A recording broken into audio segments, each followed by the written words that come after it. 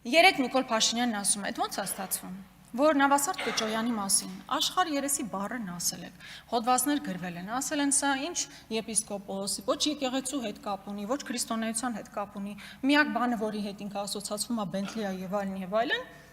ու այդ մարդու հետ բանակցում եք նորոգման մասով։ Ես Նավասարդ Կճոյանին գնահատական չեմ տալիս, ասում եմ դուք եք իրան գնահատական տվել։ Հիմա այդ մարդու հետ ինչ եք բանակցում, ինչ նորոգման մասին եք բանակցում։ Մարդը աղքատության ուխտը ձեր ընկալմամբ խախտել է, բա հիմա իր հետ ինչ եք բանակցում։ Եթե կուսակրոնության ուխտը ձեզ այդքան հուզում է, դուք տեսել եք այդտեղ ինչ մարդիկ կան։ Առնվազն մի հոգու հաստատ պետքա ճանաչեք, որովհետև իր ընտանիքի անդամը տարբեր պաշտոններ է զբաղեցրել ձեր կառավարությունում։ Հիմա եթե դուք պայքարում եք կուսակրոնության ուխտը խախտելու դեմ, դուք ոնց եք բանակցում այդ ուխտը խախտման, այսպես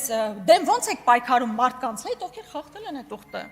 Այդտեղ հավաքված 10 եպիսկոպոսներին առանց գնահատական տալու ասում եմ, այո, իրենք խախտել են եւ ժուշկալության ուխտը,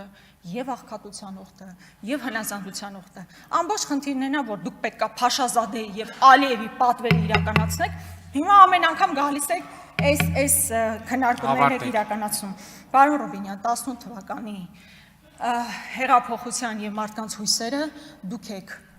այսպես կործանել, մատաղարել, մարդկանց ասել մենք գալիս ենք որ դուք լավ ապրեք, հիմա դուք նենց լավ եք ապրում, իսկ մեր ժողովուրդը հաստատ լավ չի ապրում։